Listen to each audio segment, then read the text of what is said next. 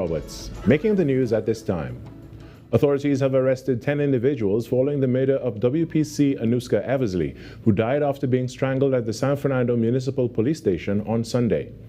On Monday, during a TTPS media briefing, Police Commissioner Alistair Guevara confirmed that 6 people had been detained. In an update in the Senate on Tuesday, Minister of Homeland Security Roger Alexander said that figure has now jumped to 10 detained since the murder on Sunday. The minister also provided an update on the recovery of dozens of stolen firearms and ammunition from the station. That, according to the information from the Commissioner of Police, that 10 men, ages 16 to 33, are currently in police custody. We have made significant progress in the recovery of these stolen hardware, including 1 MPX submachine gun, 4 shotguns, 1 revolver, and 39 pistols. That includes also, Mr. President, 900 rounds of ammunition. While noting that the investigation is at a sensitive stage, the minister reiterated that the police commissioner is enforcing stricter accountability measures for firearm storage to prevent any future breach. Meanwhile, several individuals have been detained by police as investigations continue into the quadruple murder that occurred in Mova on Sunday night. Authorities say inquiries are ongoing as they work to determine the circumstances surrounding the killings and any possible motives. This, according to Minister of Homeland Security Roger Alexander, while responding to a question in the Senate on Tuesday, where he also addressed concerns about possible retaliatory violence. He said the Trinidad and Tobago Police Service has already taken decisive action to stabilize the area. The Trinidad and Tobago Police Service has taken immediate decisions and action. Several persons have already been detained in connection with the matter. To specifically address the risk of reprisal, specialized units have been deployed to the area. We are maintaining peace through active intelligence-led patrols and heightened surveillance within the community. Around 7:45 p.m. on Sunday, an 8-year-old girl identified as Jelena Armstrong was one of 4 persons killed along the Lady Young Road in Mova. Reports indicate that the child was traveling in a vehicle with 2 men and a woman when the car came under heavy gunfire. All 4 occupants were pronounced dead at the scene. Turning to sport now, the second round match of the West Indies Championship between the Leeward Islands Hurricanes and the Trinidad and Tobago Red Force has been abandoned as a draw after umpires declared the pitch at the Sir Vivian Richards Stadium in Antigua dangerous to play on. Play was stopped in the first session of Day 3 when the surface began producing uneven and unpredictable bounce. Leeward Islands batsman Jeremiah Lewis was struck while at the crease and was taken to hospital for evaluation. He is reported to be in stable condition. Cricket West Indies says the pitch could not be safely repaired without creating an unfair advantage and was therefore ruled unfit. Both teams will receive points earned up to the point of abandonment. CWI has confirmed no further matches are scheduled at the venue until the championship final set for May 17th to 20th and says all necessary resources will be deployed to prepare a safe surface for that fixture. And that's what's making the news at this time. But joining us right now is the host of Trinidad and Tobago Today, Virmala Balkaran. Good morning, Virmala. Good morning, Carrie. Are you okay? I'm good.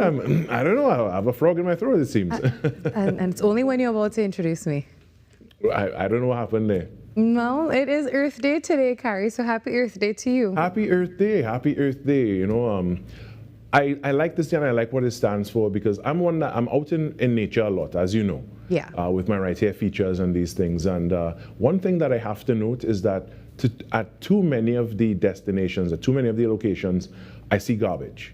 Yeah. You know, and you know, when you go to somewhere that has so much natural beauty, but then is marred by this garbage, you know, we really have to take stock and really consider what we are doing to the environment. Because again, you may think it's just some far-flung area, but everything has a chain reaction, has a ripple effect. Yeah, we need to take better care of the environment. I mean, recycling, simple things like picking up your garbage, picking up after yourself, not driving down the street and throwing something out of the window. The window. Yeah, because you know what? These things have repercussions that come back to bite us. It may not be immediately, but a little later on. Yeah, so that's right. many different When we things. see the rainy season come about, and there are certain places that Exactly. heavily flooded. It's Yep. because drains are clogged, waterways are clogged, and when you look, most of the time it's garbage and refuse that could have ended up somewhere else if we had disposed of them properly. Yeah, everything you put out into the environment will either give you gifts in the end or will cause some sort of destruction for us. So we definitely need to be more mindful of that. Also today, Carrie, our Honorable Prime Minister Kamala Prasad Bisasa celebrates her birthday. So we say happy birthday to her. From Earth Day to birthday now. That's right. I love that one. Earth Day to birthday. So happy birthday to Honorable Prime Minister. Happy birthday to the Honorable Prime Minister. Happy birthday. We wish you all the best and Certainly. all the happiness and success that life has to offer. Oh, all right, yes. Carrie, well, another packed show for you today. We continue talking about Earth Day as well. We've got All right, looking Swim Call forward. joining us. Yep, and also we take a look at more of the government's work in the first day in office. We're joined today by Minister Saddam Hussein, so that's something to look forward to. All right, and always a lot to look forward to on Trinidad and Tobago Today. Yes, Carrie, we'll talk soon. We will. Thanks so much, Virmala. You're welcome. When we come back, the Trinidad and Tobago Today morning show gets going after this break.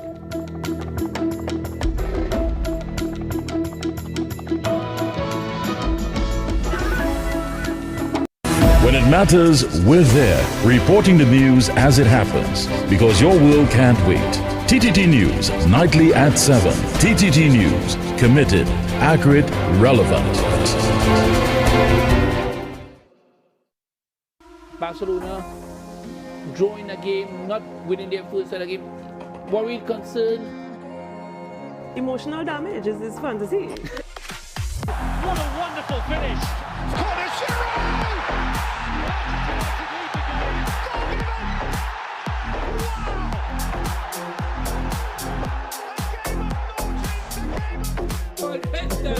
You see any story? Let me come again, one more time.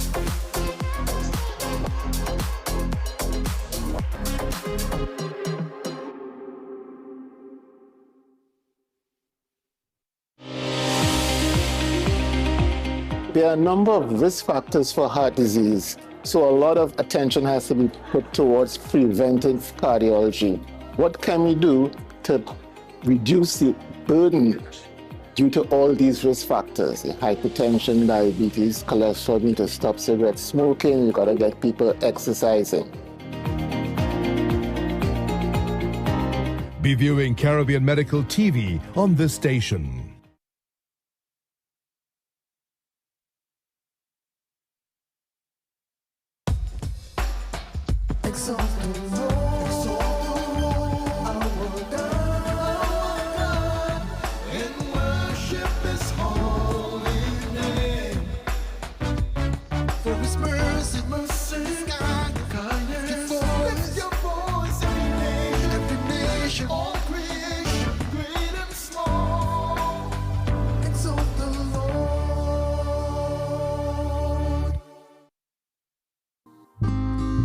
You are dearer to me than all the stars.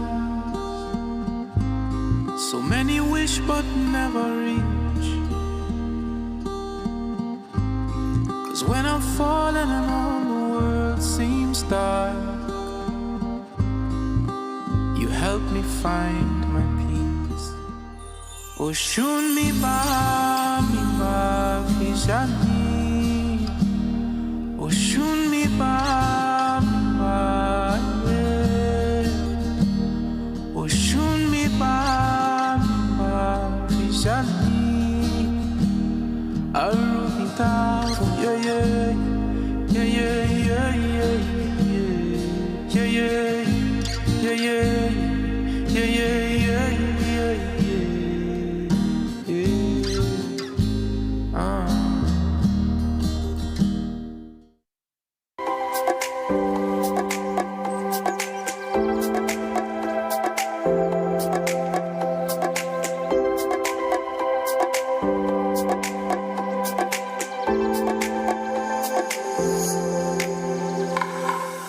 22nd, April 2026. The time now, it is 6:09 a.m. Good morning, Trinidad and Tobago and the world.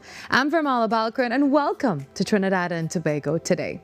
Well, let's take a look now at what's trending this morning. Major developments within the Trinidad and Tobago Municipal Police Service this morning as its head Assistant Commissioner Surendra Sagram Singh has been placed on administrative leave amid an intensifying investigation. While the probe follows the killing of Acting Corporal Anushka Eversley and the theft of a cache of firearms and ammunition from the San Fernando Municipal Police Station. And in a telephone interview, Sagram Singh confirmed the move, describing it as a precautionary measure to ensure transparency and avoid any conflict of interest. He also says he remains fully cooperative as investigations continue. And 10 people are now in police custody after officers recovered 43 firearms and more than 900 rounds of ammunition linked to the San Fernando Municipal Police Station theft. And the TTPS is saying the weapons were seized during coordinated operations between April 19th and 21st, including a major bust in Claxton Bay where 13 firearms were found in a vehicle. Well, moving on this morning, the government has removed opposition Senator Janelle John Bates from key parliamentary oversight committees following controversy over a document submission linked to alleged improper conduct. And she has been replaced by Vishnu Danpal, with the Senate approving this move. And in response, John Bates said she respects the decision and wants the committee's work to continue without distraction as scrutiny into the matter continues. And after a 4-year legal matter, soca artist Kemba Sozano has been found not guilty of charges of attempted rape and grievous sexual assault. Now, this decision came after the main witness did not appear in court, leading Justice Gillian Scotland to direct the jury to return a formal not guilty verdict. Following the ruling, Sozano shared a message on social media expressing relief and reflecting on his experience, attributing his strength throughout the process to his faith. And also, just a note this morning for you, schools throughout Trinidad and Tobago will be dismissed 1 hour before dismissal time today. That's today, Wednesday, 22nd April, to accommodate tutor staff representative elections. Well, coming up inside the show today, we sit down with the Minister of Land and Legal Affairs, Saddam Hussein, as we continue reviewing the first year in office. But before we go to a break, our very own Nasira Mohammed stepped into the hot seat on Career Ladder, the viral show where host Max Klemenko has just 2 minutes to guess her profession. See how she holds under her own pressure. Only one in the Caribbean that does this. So not just in the Trinidad and Tobago? Correct. How do you guys know that? Do you check? I have colleagues in the Caribbean, but they don't do what I do. Okay, get on the ladder, please. What's your name? Nasira. Nasira. It's Arabic. It means helper or helpful. That's very cool. I will guess your job in 2 minutes. If I fail, you walk away and you never tell me what you did. All good. Welcome to the Career Ladder. Thank you. Hope you don't have to hold your body, 'cause it's time for the Career Ladder. You're the only one in the Caribbean? Correct, because I wear the hijab, I'm Muslim, and I'm the only one in the Caribbean that does it. The only Trinbagonian Muslim person to do it? Only Muslim woman in the Caribbean to do it. And the first one. And the first one, congratulations. Why is it so? I don't know. I It's have just no idea. like this? Yeah. Maybe we can inspire somebody to do this? I hope I inspire others. Do you love your job? Love it. Like a lot? A lot. But that's the Caribbean way. Yes. You guys love your job. But it's not unique to the Caribbean. No, but as in loving your job. Oh yeah. Yeah. We're a happy people. You're definitely happy people. And where are you from? Trinidad and Tobago in San Juan. Do you have a degree? I do. In this? Not in this specifically, but my degree can be used for it. Okay. And you're very proud of like what you do? I am. I see. That's cool. Do people respect you? I hope so. So it's very important? Yes. Sometimes maybe you feel like people don't appreciate it enough because they don't know about it. That's correct. Okay, well... The hard work that goes into doing what I do. Well, that's why the Career Ladder is so good, because people can discover it. What's the hardest part of your job? Thinking of ideas. So it's very creative? Yes. Design? No. Architecture? No. Okay. Is it physical or digital, your product? Both. Films? No. Are there cameras involved? Yes. Actor? No. Director, maybe something like that? No. Not that creative. Like That's not, correct. That's too creative. Yes. Kind of like, okay. So it's more like practical, creative. Correct. Do you save lives? No, but information can save lives. Are you A journalist? Yes. But specific type of a journalist? Yes. Okay. Are you trained in journalism? I have experience in journalism. Okay. So I didn't go to school for journalism. Okay, I got you. Do you work for a TV channel? I do. TTT? Yes. And you do something. Are you on camera? Yes. So are you kind of famous? I don't think so. Is it a segment on a TV channel? Yes. But loads of people work on TV channels. Yes. Maybe newscaster? Yes. News presenter? But what kind? Oh, maybe like politics news, like No. geopolitics? No. Weather? No. What time is it? In the night, and then it gets rerun during the day. It's posted on Specific social media. part of the news, interviewing maybe. That's part of it. Global news, like Everything. local news. Local news, that's regional news, That's a news international presenter, news. no? Right, but Is that not a news presenter? Yes, but- Newscaster, anchor? yes,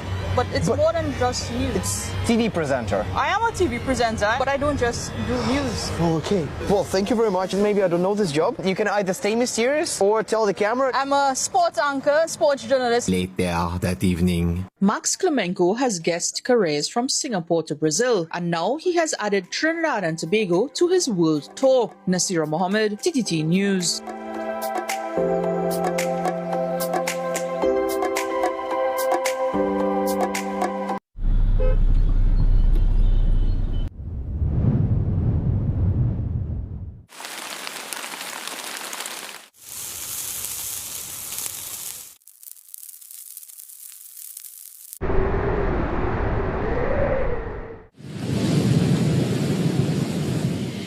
Whatever the skies bring, stay prepared with TTT Weather. Committed, accurate, relevant. Every client deserves expertise, integrity, and guidance they can trust. At Camino Realty International, we deliver integrated real estate solutions, sales, rentals, property management, and project development. Driven by excellence, transparency, and innovation, we protect value, create opportunity, and build lasting success. Because real estate isn't just about buildings. For more information on our services, log on to CaminoRealty.com or follow us on social media at Camino Realty TT. Camino Realty International, elevating lives one property at a time. Hi everybody, I am Leah. And I'm Dion. And we are the Duncans. Listen, we're here to tell you about a project the Lord has given to us called the Marriage Confessional. It is geared toward married couples, those that are on the road to marriage, and those that want to get married one day. So join us on TTT and on Facebook and YouTube at TTT Live Online. The Marriage Confessional, only on TTT.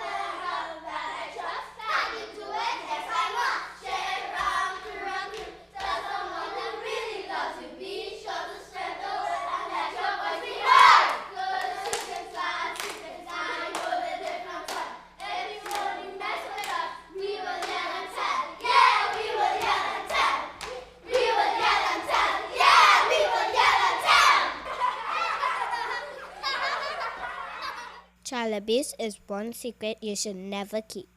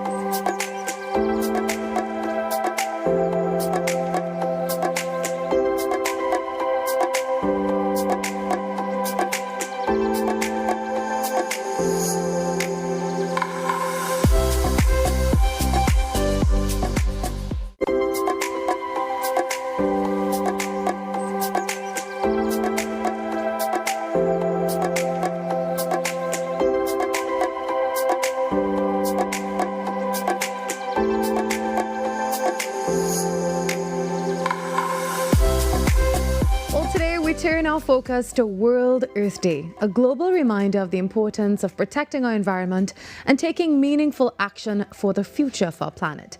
This year's theme, Our Power, Our Planet. It highlights the role each of us plays in creating a more sustainable and resilient world. From small everyday choices to large-scale initiatives, collective action can make a powerful difference. Well, to explore this topic further, we're joined now by Ms. Ria Ramdeen, Acting Chief Executive Officer of SwimCall, as we chat about environmental responsibility and what this day truly means for us all. Good morning, Ms. Ramdeen, and welcome. Good morning, good morning. Happy Earth Day. Yes, same to you, same to you. So for viewers who may not be familiar with the history, can you tell us a little bit about SwimCall's evolution since 1980 and the essential role that you play in the daily lives of citizens of Trinidad and Tobago? Sure. So SwimCall was established in 1980, as you indicated. It's a state enterprise, and we are responsible for final waste disposal in Trinidad.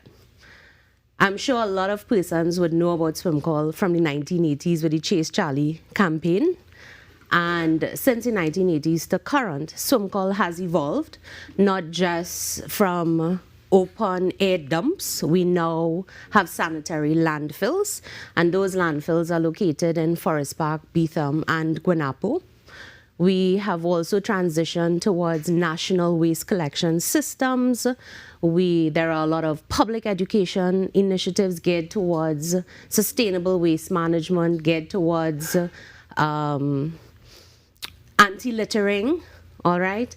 And SwimCall is poised really and truly to lend towards educating the public in terms of sustainable waste management and preserving the environment. Well, today is International Mother Earth Day. I'm saying that correctly, Yes. right? So what does this day represent to SwimCall, and why should the health of our local soil and air really matter to the average viewer looking on at home right now? Of course. So as indicated earlier, you did say that the theme of this year's Earth Day is in fact our power, our planet. And so for that meaning for SwimCall really is, at the end of the day, preservation of the environment. And how would we preserve the environment? We preserve it through sustainable waste management practices. That's our mantra at SwimCall. And in terms of the land, soil, air, indiscriminate waste management practices will impact the land, contamination of soil, contamination of the waterways, and air pollution. Yeah. So what has SwimCall been doing to commemorate days like today? Can you tell us about the Get Into Green initiative? I believe that's what it's called, and I know that that's currently underway right now. So tell us a little bit about that. Sure. So Mother Earth Day and the theme, it's not just symbolic, to SwimCall. It's really a call to action. It's for us to continue the good work that we are doing at SwimCall. Just a little history, the Get Into Green campaign was originally launched in 2014, 2015. And it is in fact aligned to a very important strategic pillar for SwimCall, which is waste minimization and diversion. In other words, we try to encourage diverting waste away from the nation's landfills. And some of these activities that we pursue for Get Into Green would be, for instance, we have our continuing Chase Charlie Away campaign. And in fact, if the viewing public has been to some of our initiatives, they would see that we have included some Earth Defenders, Kyle and Maya. We have them in mascot form. If you've been to CPL, you would see them interacting with the audience at CPL. We have continued our public education initiatives in schools, external stakeholders, NGOs, community-based organizations, again on sustainable waste management practices, anti-littering. We have recently even collaborated with the Couva Tabaki Talpara Regional Corporation in our anti-littering drive, working with the litter wardens to educate the public entering the landfills on the effects of indiscriminate dumping. So we are moving ahead in terms of our call to action. At SwimCall, we consider Get Into Green as our call to action. And we are assiduously working towards ensuring that the public is educated and that persons undertake activities that would minimize waste. Tell me about the mascots that you just spoke about. Kyle and Maya, I should have brought them. I think so. I thought about that, They would have made great additions to the set. Yes, the team next time. So Kyle and Maya, they are really two mascots in addition to Charlie. They're life-size features.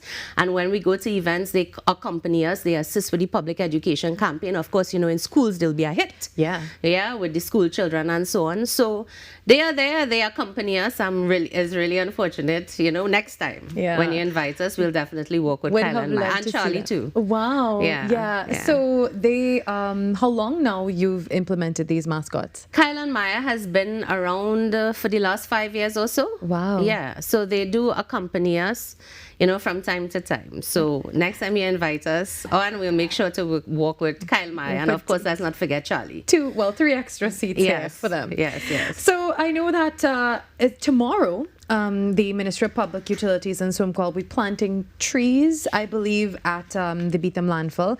So tell us about that, and I think it's called the 1,000 Trees Initiative. So how does this work, and how will this help to heal the environment around the landfill? Actually, it's today. Oh, that's so today. In commemoration, of International World Mother Earth Day, that initiative is taking place at 10 a.m. this morning, and we will have officials from the Ministry of Public Utilities. The location is at the Beetham landfill, and we have chosen the Beetham landfill because of the fact it's the most visible, most active landfill. It's the gateway to the city of Port of Spain. And, it's a beautification drive, and also the planting of trees will, prevent little things like soil degradation, assist with the air quality in the area.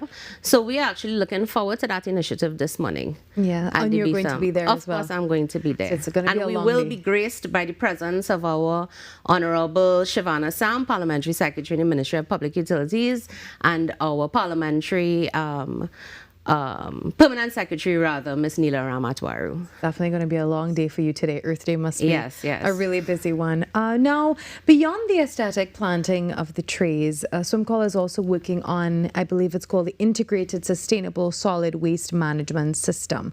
So tell us about that and that transition to a fully engineered modern sanitary facility. Sure.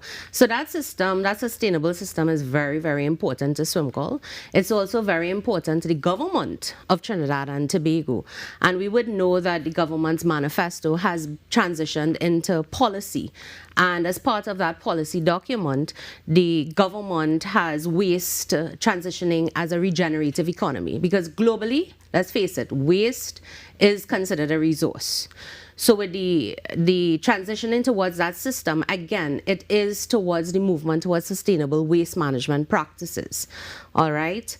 And in terms of what will just remind me the other part? We're talking about the transition to the fully engineered modern the engineered sanitary landfills. facilities. So a lot of work has been taken with respect to the engineered landfill which was carded for Forest Park. The last set of activities would have involved social and environmental impact assessment, which would have allowed for public consultation. Those findings are now with the EMA, and we would be awaiting their feedback in due course. But like all infrastructural projects, it takes time, and our line ministry would be collaborating with us, to ensure that that transition in fact takes place. Yeah, it's always good to engage the public and things like this. Of course. When the public knows that their opinions and their feedback, it's all taken into consideration. That is that definitely very, helps. very important. Yeah. Yes. So I know that SWMCO has been vocal about the challenge of managing over 1 million tires. That's a lot. So on this day, are there any updates on how SWMCO plans to turn this rubber burden? As you said, waste is a resource. How can it be turned into a resource for the country? Yes, and we know of late it's been a lot in the public domain with respect to the indiscriminate dumping of tires. And SWMCO has been actively exploring conversations with Kariri, UTT, Ministry of Public Utilities, and even of late we met with Lake Asphalt to see how this tire crumb could be incorporated into products to make it into a sustainable product. And of course, with our line ministry, we are actively also exploring solutions, and I'm sure that these solutions would be made public in the very near future. Yeah. Yeah. We're looking forward to yes, that. Yes. That's a lot of tires, 1 million tires. It is, it is, it is. And also there is a beverage container recycling facility that recently began accepting its HDPE and polypropylene. So for the person at home holding a bottle, a tub or anything, a detergent bottle perhaps, or a butter tub and maybe it's empty, what is the Get Into Green way to actually dispose of all of this now? Yeah, sure. So our Get Into Green way really would be separate that waste from your regular household waste. And what you can do is rinse the containers and bring it to us. Bring it to our NAMDEVCO recycling facility. It's located in Silots, Port of Spain, and we will accept it. And again, that is a measure of waste diversion. Again, minimization and diverting waste away from the landfill. So we encourage the viewing public and the citizens to, of course, bring these different streams of plastics to the NAMDEVCO facility. Where is that again? It's in Silots, Port of Spain. Okay, so you see, just rinse the butter tub, rinse the detergent bottle, collect all of it, and then take it to that facility. So you have somewhere to put that waste now, and it goes into a safer place. So I know there's also the municipal curbside recycling program. Tell me about that, and how soon can we expect to see composting become an initiative as well through weekly garbage collection? Of course, of course. So in late 2024 and 2025, SWMCOL would have collaborated with San Fernando City Corporation and the Tunapuna Piarco Regional Corporation in a pilot organic waste curbside project. And the findings from those projects were very convincing. And of course, we would want to collaborate very closely in the future with our line ministry, with the Ministry of Rural Development and Local Government, to see how we could incorporate organic waste curbside recycling as part of the wider network for municipal waste collection. So, Ms. Ramdeen, a lot of this is really that we need to encourage people to change your ways, change your habits, do things differently. So you have different programs, I believe, through the workplace and public sector programs. It's called RAP, PSRP, all of that.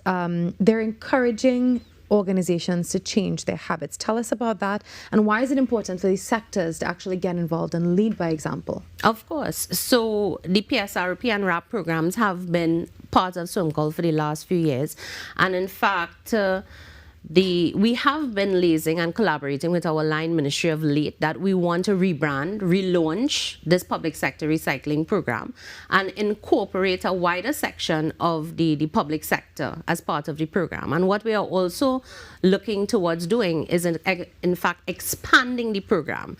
So the PSRP program and RAP primarily dealt with beverage containers. What we want to look now at is the collection of aluminum cans, plastic and cardboard, as well as glass bottles. So we are still conceptualizing, we are ready to go, and it is going to encourage again waste diversion, waste minimization, and sustainable waste management. Well, before we wrap up, for our viewers at home who may want to make a difference starting today, what are some simple everyday actions that we can take to properly manage and protect our waste, especially today, Mother Earth Day, and for future generations as well? Of course, good question.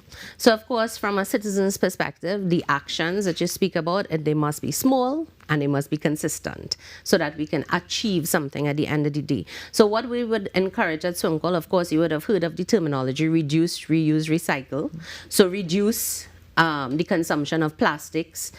Reuse, so instead of utilizing a glass bottle or a plastic bottle, use a reusable container to drink water. You separate your waste. In fact, composting, what about the kitchen garden? A lot of the older folk, they take their peelings, they take their, their green waste, and they form their little kitchen garden in the backyard. So some of these are the initiatives that the citizens could incorporate as part of reducing waste and sustainable waste management. Yeah. There's always something that you can do. Yeah, there's always. And it starts at home. Of course, it does. Mr. Ramdeen, do you think that we are making good progress in the way that we treat the earth now?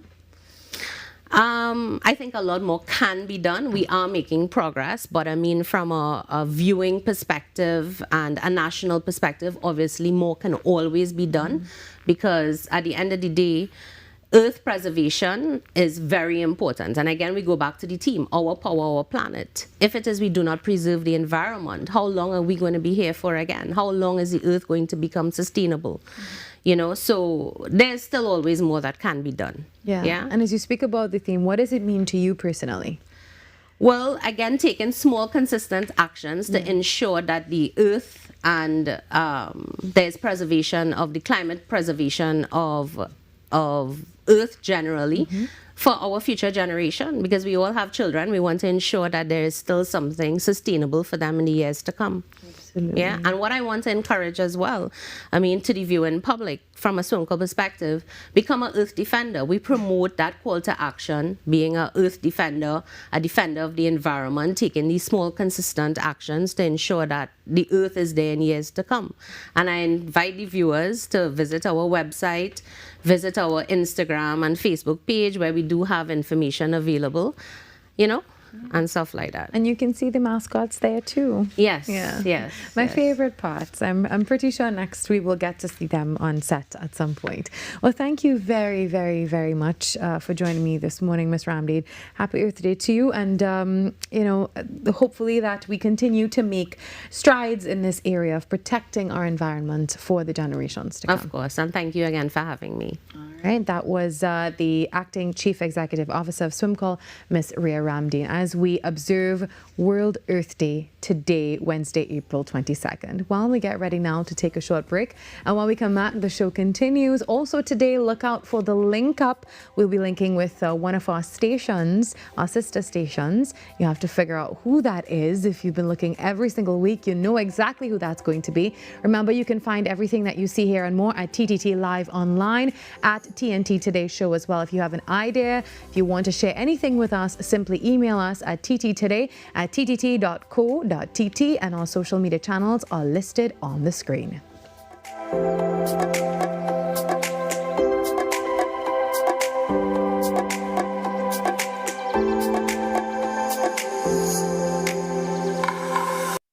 Talk City 91.1. Thought-provoking conversations, bold perspectives, voices you trust. Talk City 91.1, bigger, bolder, and more powerful than ever before. Yes, Talk City 91.1 FM. A brand new era of talk radio is here. With voices you know, trust, and respect. Get ready for an all-new lineup of the very best in talk. Andy Williams, Lennox Smith, Stephen Reese, Mr. X, Derek Charbodi, Roland Stewart, Sharon Farfan, Sudath Prasad, Heavy Duty, Alex Asing, Karen Francisco, Cherry Lean Lewis, Short Pants, and more of the voices shaping the national conversation. From hard-hitting current affairs to real community issues, culture, politics, social development, and the stories that matter most to you. This is where Trinidad and Tobago comes to talk. So I'll get right to on Talk City 91.1, where we're going to give you something new, something hot every day, Monday to Friday. Listen on 91.1 FM and connect on Facebook, YouTube, and TikTok. Talk City 91.1. Your city, your voice.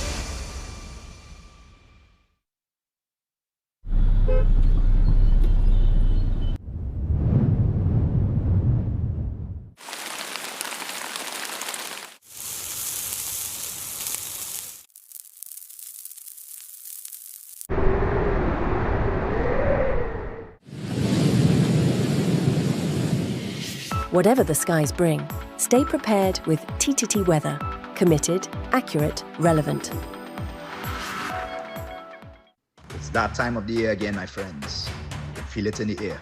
Football, football, football. It's back. Everyone's locked in. This is Richard Torpedo Thompson, and my Trinidad and Tobago people. I'll stay this straight. Fans make the game. Cheers, chants, passion. That's the heartbeat of football. There's only one 12th man that really brings the energy. That's Andre Errol Batiste on TTT. Every Thursday on TTT. Don't miss it. Hi everyone, I'm Marissa Benin. Coming up, Jamaica, here we come. These women of vision are on a mission. Ride the waves and savor the flavor, otherwise known as spending quality time in Antigua and Barbuda. fun times, plus the food that sets St. Kitts and Nevis apart, all available under one roof. Cue the entertainment and the food. It's Chinese Spring Festival time.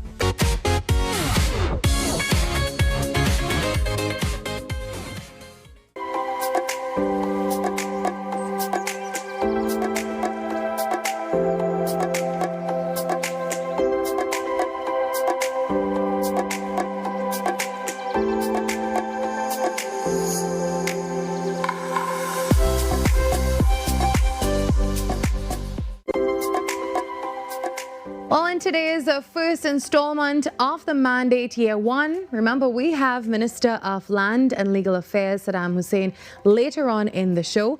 Well, the Minister of Homeland Security, Roger Alexander, outlined a wide-ranging reform agenda across the country's security services, highlighting long-standing challenges like outdated systems, staffing gaps, and resource constraints, while pointing to ongoing efforts to modernize the fire, immigration, and police services through recruitment, technology upgrades, and expanded operational capacity.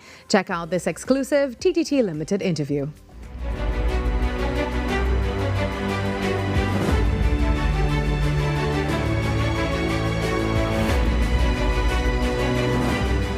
The Ministry of Homeland Security is a very challenging one. Challenging because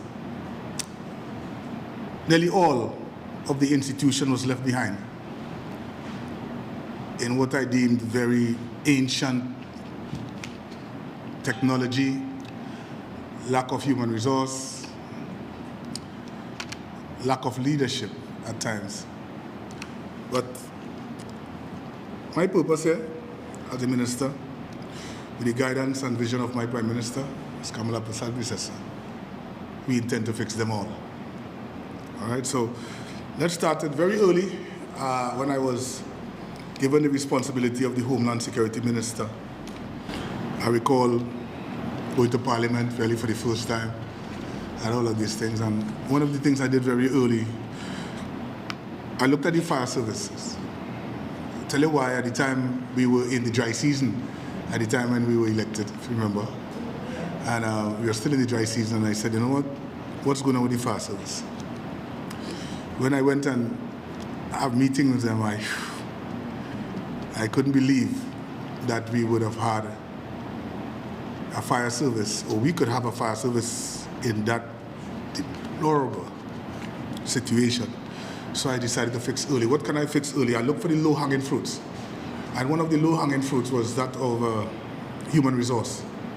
They have a number of officers there in the reserve, right, the Fire Service Reserve.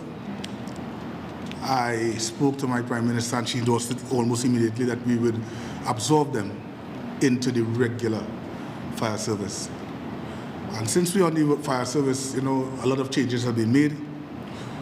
It's the first time in a number of years we brought in 6 fire tenders and placed them in areas that never had before. However, the infrastructure was built, but they never had a fire tender. So we bought 5 fire tenders and 1 multi-purpose vehicle. The fire service is not doing bad at all. We still have some work to do. We intend to bring an additional 8 fire tenders. And one of the things that I'll be bringing for the fire service is the drone. Now, everybody's asking about, what drone is that? There'll be one drone there'll be a drone for the purpose of search and rescue. You know, a lot of hikers go to the bush now and a drone that can assist in outing fires. It takes possession of the hose and goes straight up to a multi-storied building, and it assists. And one more thing I would like to bring for the fire service in the coming year too is that they are a robot. Because we go in AI technology, we cannot be left behind. That could be able to, so if this building is on fire, we can send the robot on the inside. Okay. Instead of the human resource at risk. So we send the robot on the inside to ensure that there's no human life here. And that is some of the technology I want to bring to the fire service. Eventually, the fire service will get their full chief fire officer. That's what we're looking to get to, because a lot of these institutions, persons are double acting. And well, listen, if we had met a perfect institution, we'd have been far advanced. And now I have to rebuild. Also, let's look at the immigration department. I call it the 1942 paper. You see your name is, my name is, where you come from, your ID and all these things. And looking at other countries, we were left behind again. Left behind, why? One would ask. But excuses are no longer necessary. Changes need to be implemented, and I intend to do just that. So here we are, Immigration Department. We have moved from the paper base, and now we are moving directly into the APES system. In a matter of months, you'll be able to go and purchase a ticket to fly any part of this world, and that's all you need to do. So technology is sitting in front, in the middle, and behind the immigration department. Eventually, we'll have to also recruit persons on the inside. Now, let me just roll back a minute. We also intend to recruit, I think it's 230 for now, fire officers in my second term, God spare life. And also, we must recruit immigration officers. It has been a while. And all these vacancies need to be filled, but they were never filled. We intend to treat with that. It's one of the mandates of my. So, the immigration department continues to grow from strength to strength. They are assisting with our border security, which is most important. We need to know who comes. We need to know who goes. We need to know whether we want to accept you here or not. Right? So that's for immigration. I try to get through it as much as I could. We also, in terms of the Trinidad and Tobago Police Service, institution that was left in total chaos. I want to commend the officers. I'll go back again, the Chief Fire Officer and his team from the fire service. The acting Chief Immigration Officer and her team. And now we reach the police service. I want to commend the Police Service Commissioner and his team for the effort they're making in the fight against crime. I understand, because I came from that environment, how many things are needed. I am trying to provide as much as I could. We are under financial constraints, but there are some things that we can treat with. Since my arrival there, I have given a number of vehicles have been repaired for simple things. Simple things, brakes, tires, that was left sitting there. I've also provided them with 56 vehicles that must use in the fight against crime. The police service, too, would have benefited from the absorption of 800 special reserve police. The process is still ongoing because the police service doesn't want in any way a person just to walk in. We see where that is going. Persons must be properly vetted in order to get the best out of the lot. All right? So they would have benefited from 800 special reserve police officers that was absorbed into the police service.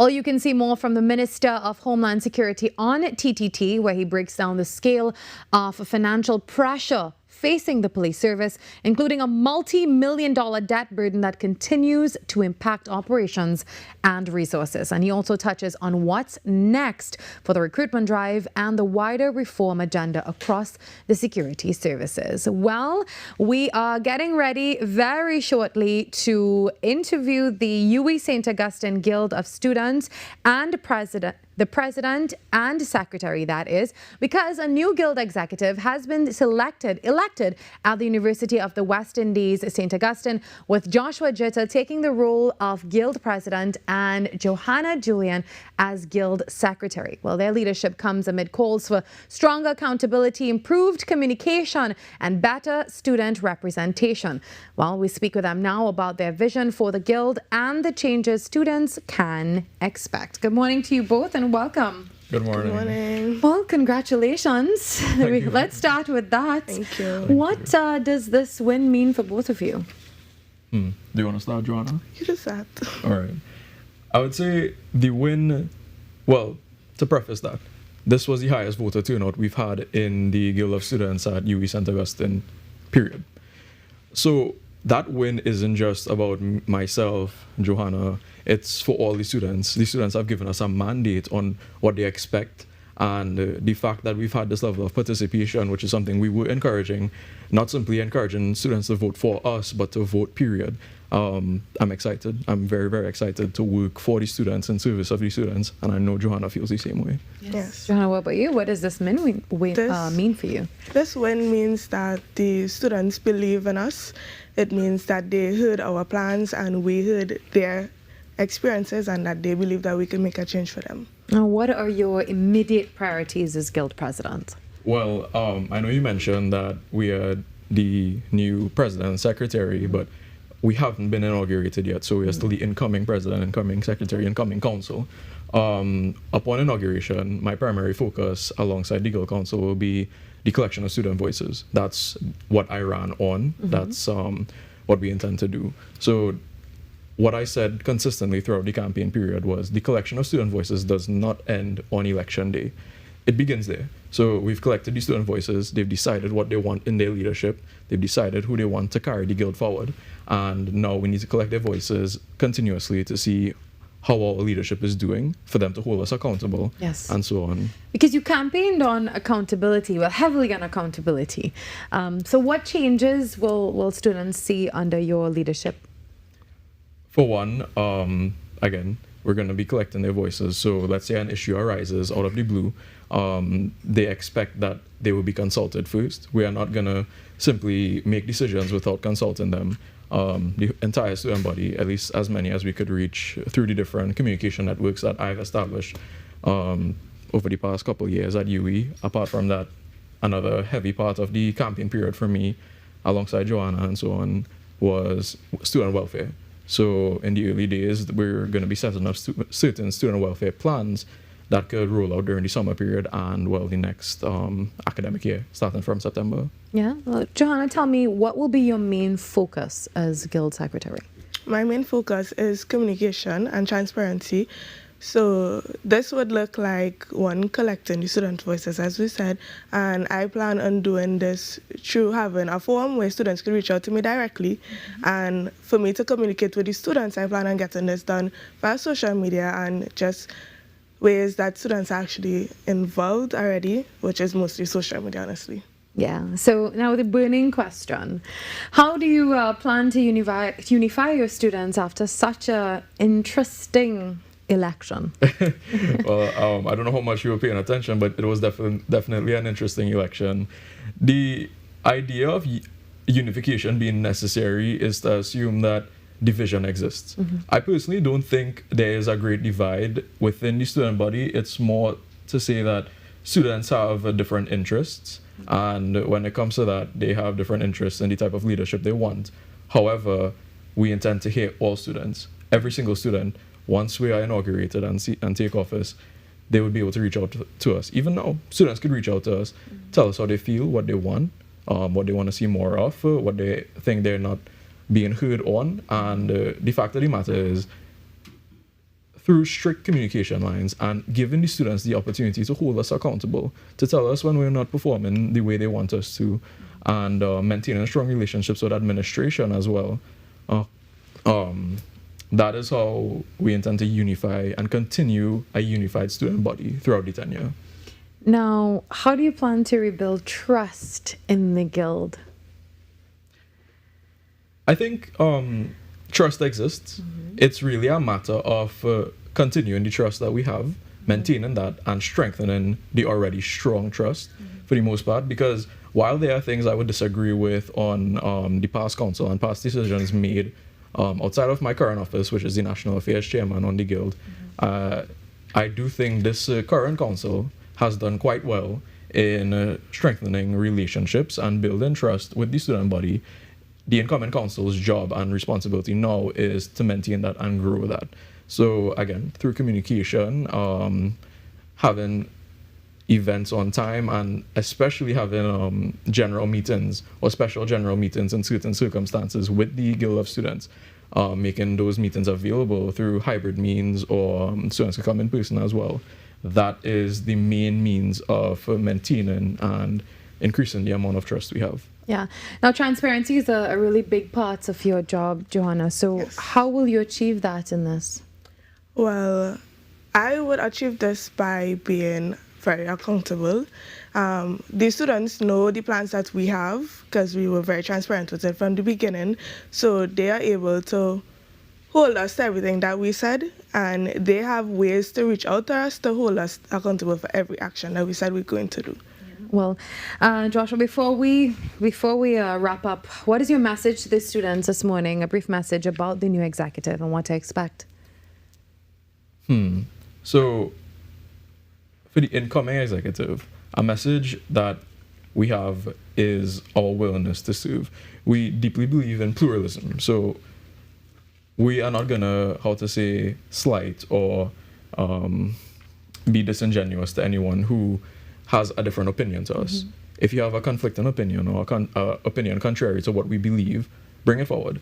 Feel as though your voice will always be heard, because just because we have a difference in opinions does not mean we can't get along. Just because we don't agree or don't see eye to eye on something doesn't mean we are going to be intransigent and fail to hear your voice. Yeah. The students need to know that whatever they want, we are here to listen and we are here to provide for that. Thank you very much, Joshua Jitta and Johanna Julian, the incoming president and secretary at the UE St. Augustine Guild of Students. Well, Carrie's up next with the network news at 7 a.m. We come back with more on TNT Today.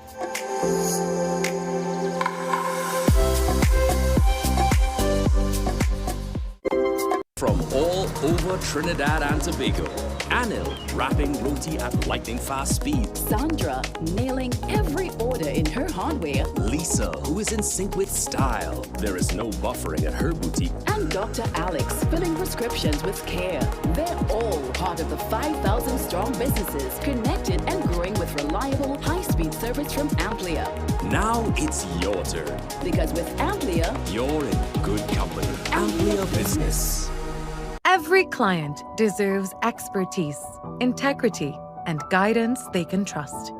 At Camino Realty International, we deliver integrated real estate solutions, sales, rentals, property management, and project development. Driven by excellence, transparency, and innovation, we protect value, create opportunity, and build lasting success, because real estate isn't just about buildings. For more information on our services, log on to CaminoRealty.com or follow us on social media at Camino Realty TT. Camino Realty International, elevating lives one property at a time. Every morning begins with a story, the headlines you need, the voices you trust, the conversations shaping our nation. Welcome to Trinidad and Tobago Today, where your day starts informed and inspired. News that matters to you. Conversations that spark new ideas. Stories that move Trinidad and Tobago forward. Tune in weekdays, Monday to Friday at 6 a.m. or join the conversation on any smart device at TNT Today Show. Trinidad and Tobago Today. Start here, exclusively on TTT.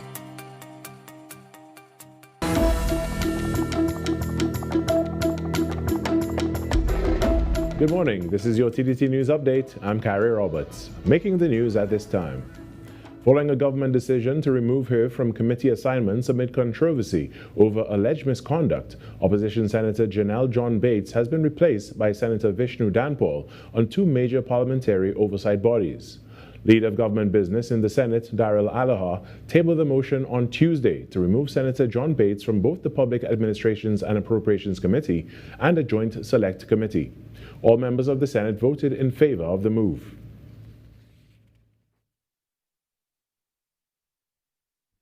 President, I beg to move the following motion. Be it resolved that the Senate agree to the following appointment to the Joint Select Committee on the Public Administration and Appropriations Committee of Mr. Vishnu Danpal in lieu of Mrs. Janelle John Bates. In other news, Member of Parliament for Mayaro, Nicholas Morris, says addressing 120 months of neglect cannot be achieved in just 12 months, but insists his constituency has already seen real gains, including new infrastructure, employment opportunities, and increased access to land. Speaking at the launch of the Cocoa and Coffee Steering Committee in Rio Claro on Tuesday, MP Morris laid out what he called proof of delivery after what he described as a decade of neglect. He noted that in the past year, development in the constituency has shifted from promises to results. He added that community facilities long neglected are finally receiving much-needed attention after years of inadequate funding. MP Morris also expressed gratitude to Agriculture Minister Ravi Rathiram for his commitment to assist in the construction of 3 access roads in the area. And in more news, an air services agreement with Chile was recently negotiated under the oversight of Minister of Transport and Civil Aviation, Eli Zakur. The announcement was made by Minister of Foreign and CARICOM Affairs, Sean Sobers, during his contribution to the debate on the partial scope trade agreement bill between Trinidad and Tobago and the Republic of Chile in the Senate on Tuesday. Minister Sobers added that Trinidad and Tobago can expect the negotiation of additional air services agreements with other countries in the future. And on to sports now. Around the globe, Minnesota stuns Denver to level. So I will do the boasting on his behalf because the Ministry of Foreign Affairs is partially involved in some of the work that he leads. And you will see in the very near future that there will be air services agreements with Panama, air services agreements with Argentina, air services agreements with the Dominican Republic. And all of these are a collective cabinet responsibility, but they have been led strongly by Minister Zakur. And on to some sports news now around the globe. Minnesota stuns Denver to level their NBA playoff series, while Formula One teams have unanimously agreed to engine rule changes ahead of the Miami Grand Prix. Here's what you need to know. The Minnesota Timberwolves trailed by 19 before rallying past the Denver Nuggets 119 to 114 in Game 2 of their NBA playoff clash. Anthony Edwards led the way with 30 points, far more aggressive than in Game 1, while Julius Randle chipped in with 24. Minnesota outscored Denver 39 to 25 in the second quarter alone to turn the game around. Jokic and Murray combined for 46 but went cold in the fourth. Dante DiVincenzo sealed it with a breakaway dunk. The series is tied at 1 apiece. Game 3 is on Thursday in Minneapolis. Playoff comeback in franchise history. And in Formula One, drivers had complained about being forced to lift and coast into corners so the engine can recharge, a safety concern at high speeds. From Miami on May 3rd, energy recharge limits in qualifying will be cut to encourage flat-out driving. Peak power will rise to reduce recharge time, and in-race boost will be capped to limit sudden speed differentials. A system to protect slow starters will also be trialed. Team bosses call the changes sensible. And that's what's making the news at this time. When we come back, it's hour number 2 of Trinidad and Tobago Today.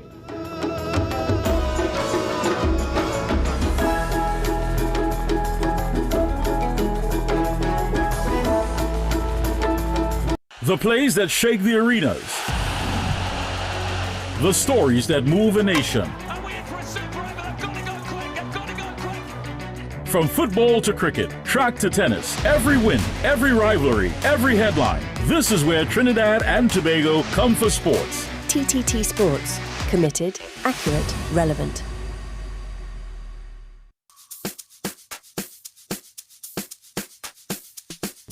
Women are a quiet strength the world leans on, the hands that holds everything together, and the heart that keeps on giving, even when they're tired. And it's time for us to celebrate that.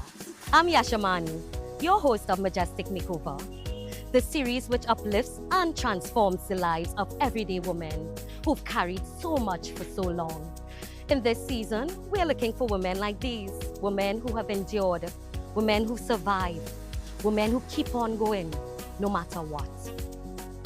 A woman who's lost a loved one and finds the strength to go on. A survivor of crime who refused to be broken. A woman over 70 who gives to her family and the community every single day. A survivor of serious illness who continues to live with hope and courage. A physically challenged woman living fully with dignity and determination. These are the stories we want to honor. Do you know her? Nominate her. Let's celebrate her. Send us 2 brief paragraphs which briefly states who she is, your relationship to her, and why she deserves this journey.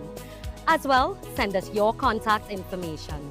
Send it to majesticmakeover@tt@gmail.com. Because remember, every woman needs to feel majestic. Majestic Makeover Season 3, right here on TTT.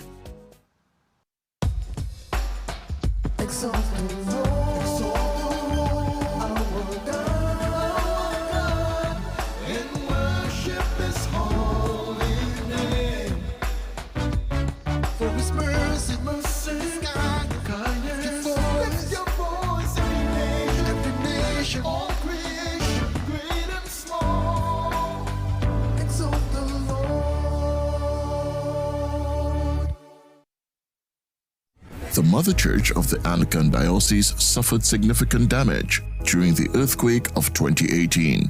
Efforts are underway to raise funds to restore this national heritage site. You are invited to make your donations with monthly deposits at any branch of the First Citizens Bank, account number 2696950, Marval Road Branch, in the name of the Incorporated Trustees of the Anglican Holy Trinity Cathedral Restoration.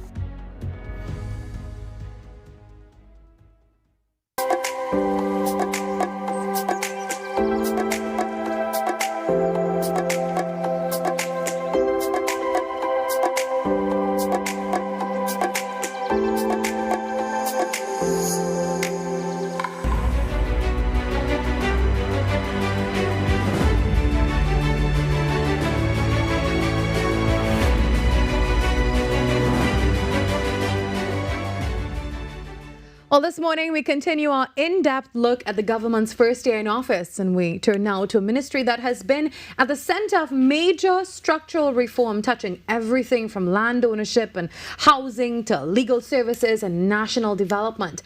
And over the past 12 months, the Ministry of Land and Legal Affairs has undergone significant transformation, with a clear focus on cutting bureaucracy, accelerating land distribution, modernizing legal systems, and expanding access to opportunities for citizens. From delivering hundreds of long-awaited leases and certificates of comfort to launching new programs like the Land for the Landless, digitizing laws, and advancing major housing and investment initiatives, the work of this ministry has been both wide-ranging and impactful.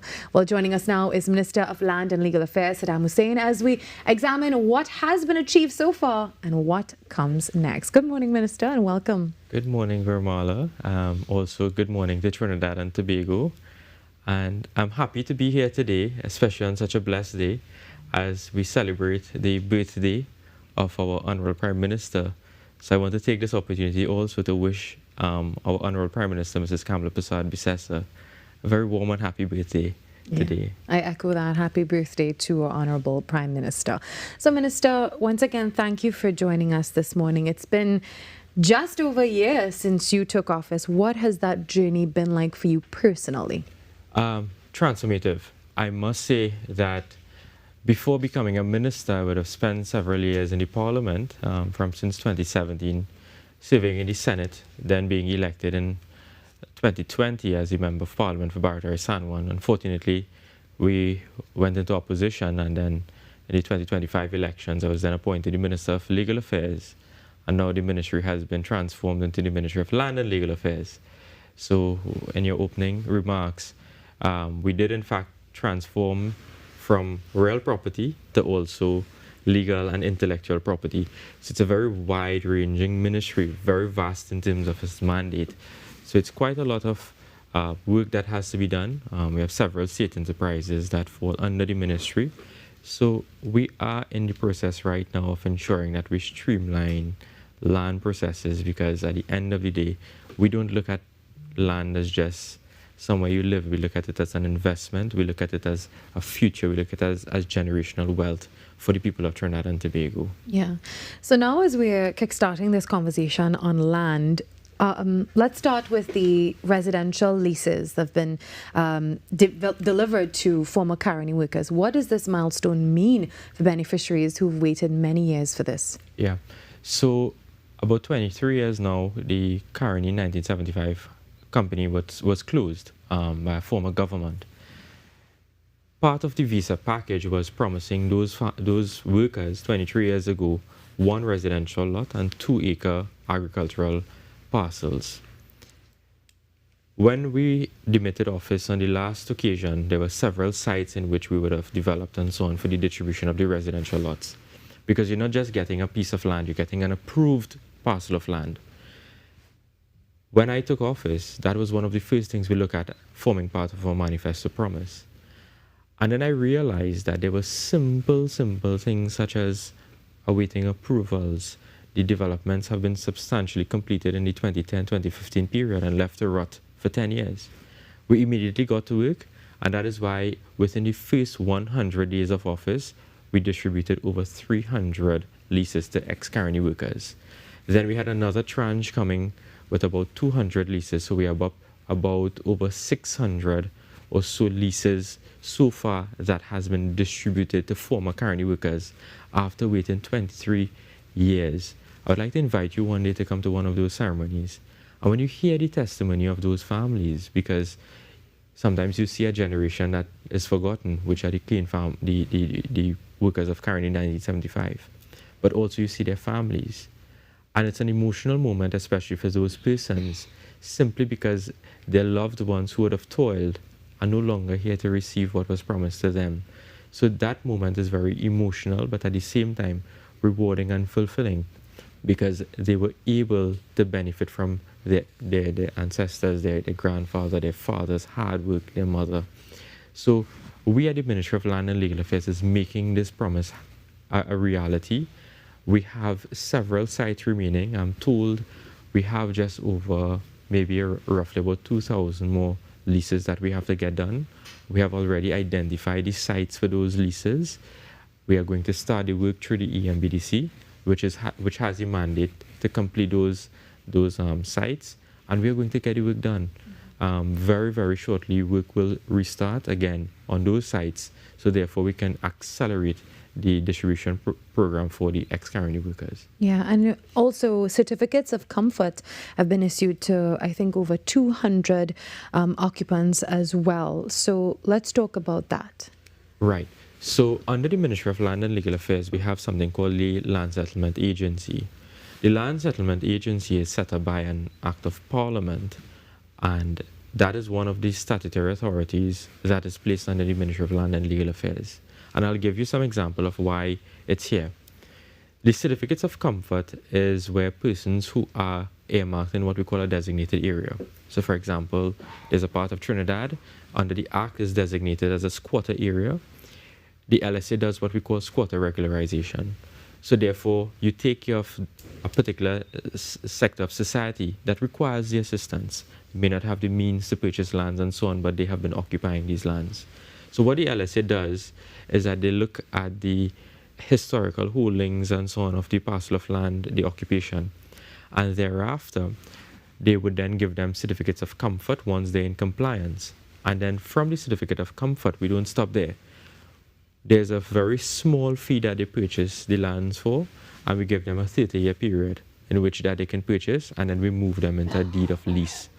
When you have a deed of lease, it means that's a registered document saying that this is notice to the world that I have ownership of this parcel of land, which means that they can sell it, they can mortgage it, or they could pass it on. That is what we are about here. We are about ensuring that there's generational wealth for persons also, because we all understand how important land ownership is in any society. Yeah. Well, speaking of land, there was also the Land for the Landless program, and I believe you received over 20,000 applications. So that is a huge demand. And where does that process currently stand? So again, the LSA is the executing authority for that program. This program was actually reintroduced after we would have launched this during the 2010 to 2015 period. However, we have in fact restructured the program somewhat, where it will now have a fair evaluation criteria in terms of the eligibility and so on for persons who can access these lots. 20,000 applications we didn't anticipate. I'm being very honest here. But what it showed the government and it showed the ministry is this, that persons are interested in getting a parcel of land to build a home. For far too often, emphasis was not placed on the land portfolio. In the last 10 years, we are driving the land management and the land administration system under this new Kamala Persad-Bissessar-led government. And we have categorized the land for landless in several categories. So you have one category that I'm very interested in, and you just had the president of the guild here at UWI St. Augustine, is that we have allocated a quota of those lands for graduates of tertiary education institutions. I mean, all of us, we were once there, that you have a degree, you're now going to get a job, your next thing is home ownership. We are making it easier for those persons to be able to access a parcel of land, which is approved also, which means you could take the land to the bank to get financing to build your home. The LSA has been so kind also to even indicate that we are going to give you pre-approved house plans for the lands. And that is also the trust that we are building towards. Because you would have seen recently also that we are pushing land approvals in a particular direction so that persons can have access to approved building lots easier. I'll give you one example, Virmala. A person told me that they are waiting 2 years for a plan to be approved simply because there's an office called the CMOH that has not approved their plans for the last 2 years. And why? Because they didn't check the drain, they didn't check the size of the lots and so on. And in fact, you have other agencies, local government, Ministry of Works, that are doing the exact same thing that the CMOH is doing. So it's duplicating the work and holding back progress. As a government, we took a decision and said, no, we're going to get the CMOH out of the equation. Persons are going to get faster approvals. We have a mandate that we're going to try to truncate it to 45 days. For approvals. Well, staying with the topic of land, looking, ahead to initiatives like landmark TT properties, that's also another one that that the ministry is involved in. There's also the National Spatial Data Infrastructure. So tell us about those initiatives. Sure. So landmark, that's what I'm really excited about. Landmark Properties TT is a new state enterprise that was recently incorporated by the government of the Republic of Trinidad and Tobago. And this is a housing company that we are the Ministry of Land and Legal Affairs, so we know where the state lands are, we know where there's available lands. So we have identified particular sites of lands, and Landmark TT will now be able, as a public-private partnership engine, to engage private developers to construct homes on state lands. However, the houses are not going to be subsidized homes. They're going to be sold at market value, and the developers will have to put out all of their cash. The government is not paying for this. We are providing the lands, we have the lands, the developers build on the land, and therefore we monetize the values of the land. So when the houses are sold, of course, the value of the lands will in fact increase. The government takes its share of the price in terms of the land value. The developer takes their price in terms of what the construction cost and so on and infrastructural costs will be. And there's a win for everyone. There's a win for the homeowner, there's a win for the developers, and there's a win for Trinidad and Tobago because we will be able to provide housing stock. I can tell you that there's one particular project called Alambi that's in Turuba. It's a beautiful site right outside of the major shopping areas of C3 and South Park on the northbound lane. Those houses, when I saw what the design looks like, very modern homes. It's all going to be gated communities. We are expecting to have the first sets of homes, which is about 80 units completed at the end of this year. So we are very excited about Landmark Properties TT. It's one of those companies that are going to ensure that we don't end up in a state like other state enterprises where the government will have to subsidize. It's going to be a company where we generate profit. So therefore we take the profits from this company and place it towards other programs and so on to help those vulnerable persons in society. So therefore we have land to develop for land free landless, we will do it. We have COCs to distribute, we'll do that. So my Ministry of Land and Legal Affairs is taking care of all of Trinidad and Tobago. We're not focusing on just one sector, but we're looking at a holistic approach across the board. Now, switching gears and switching hats for you to the more legal side of the ministry, let's talk about the company's registry amnesty. And I know that brought thousands of businesses into compliance. How significant was that in stabilizing the corporate sector? That's a very touchy one, very contentious. Trinidad and Tobago persons who have companies have expressed some difficulty with respect to compliance and so on. And it's not because the government wants to have to do this. It's because our international partners are telling us, listen, you have to bring your company's records up to compliance in terms of international standards, because people use companies as modes of drug trafficking funds, money laundering, financing of terrorism, and so on. So we live in a global community. So if our global partners are saying, well, listen, you have to do this to be compliant, well, we have to join the same movement. The company's registry has been striking out companies that are not compliant for quite some time. That exercise was ongoing. When I became the Minister of Legal Affairs, I was approached by several companies that says, listen, we have all of these fees to pay, we need to get an amnesty. Immediately the government acted and we had the amnesty, if I'm not mistaken, in around May or so, and we brought a lot of companies back to compliance. Some were even restored on the register. I know when I leave this program, I'm going to get calls about NPOs, which is the non-profit organizations, because persons have been expressing some difficulty with compliance. One particular issue is that you have to file what you call an annual return. So every year, you must tell the world through the company's registry, these are my directors, these are the beneficial owners of the company, this is the address of the company, this is the shares of the company. With the NPOs, you have to file something similar called the annual return. But in addition, you have to file another return. So we find it's a bit of a duplication. So the team at the Registrar General's office is in fact looking at that from that side of it to see whether or not we can bring some better streamlining of forms and processes to make it easier for the people. That's what I'm about. Let's make government easy. Too much bureaucracy, too much red tape.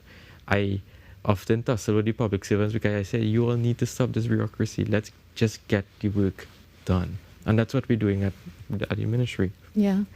So another one that you expressed to me that you were excited about, I believe on New Year's Day this year, I saw that the Bedside Birth Registration Initiative, and it was launched this year. How has this improved access to identity documents for new parents? Oh, so on New Year's Day, I was happy to head down to the San Fernando General Hospital. There's actually there's a twin birth on that day. And what we did is that the process is that you have something called a COT card, which is a piece of Bristol board. I could not believe it. And then you take this downstairs to the Registrar General's office and you register the birth. And then you have to book another appointment to get the birth certificate either at Sutton Street, Port of Spain, or so on. So I said, but we have technology. We have devices. So now, as soon as a baby is born at the San Fernando General Hospital, there's an iPad. You fill out all of the information and the birth is registered on the ward at the bedside. You name your baby at the bedside. We're moving it to another phase. Don't know if I should say this as yet, but maybe I should, where you will now be able to also order the birth certificate at the bedside also. So we're trying to make it as though as soon as you get home, TT Post should have your birth certificate ready in no time in terms of delivery. There's one other project that we are going to probably discuss a little later today, where we may be moving towards an electronic environment with identity documents. So we look out for those more important announcements at a later function today. Maybe I'll see you there. Yeah, hopefully I'll have some highlights on that a little later. Maybe tomorrow we'll have some interesting highlights coming out of that discussion as well. So another one of the exciting things, I'm saying exciting because we're talking about chocolate. So we covered this story as well, and it was the Trinitario Cocoa trademark. I know you were very involved in all of this. So tell us about that project. But before I go there, I forgot to mention with the bedside registration, we launched it on New Year's Day this year. So far, I am told based on our reports, there are about 200 persons that have accessed the services thus far from January to April 1st, I believe. And also we're going to launch in the ERHA very soon. So the East is going to also benefit from this particular project. The chocolate, well, I also wear a hat as a minister in the Ministry of Agriculture and Fisheries, and the cocoa development has been significant in terms of a manifesto promise. And I remembered when I went into the ministry, I said, but I am also the Minister of Legal Affairs. I have the Intellectual Property Office under my Legal Affairs Ministry and also in agriculture. So we married the both, and now we have protection for what we deem or what we declare as the best cocoa in the world. We have the finest flavor cocoa in all of the world. We have other countries that are trying to find out, but why do we have such a great flavor? It's because we are the best. Simply put, we have very good technology when it comes to farming, quality control standards, and so on. And that is what this mark represents. When you see Trinitario on any product, you know it comes from Trinidad and Tobago, where you have the finest flavor cocoa in the world. I'll give you an example of when I went to London late last year. I had a meeting with Harrods, the managing director of Harrods, and this was me there trying to sell our product to him. And he stopped me, he said, listen, you don't need to convince me. You have the best product in the world in terms of cocoa. So it's out there. What we're trying to do is create standards through the trademarking of the Trinitario brand, and also we're trying to market to the world that we have such an amazing product that countries all over are trying to get our secret, which we're not going to give them. But this is something that we are very proud of as a government, because it can bring in a lot of forex, it can encourage a lot of young persons into farming, and there are lots of land still available for cocoa.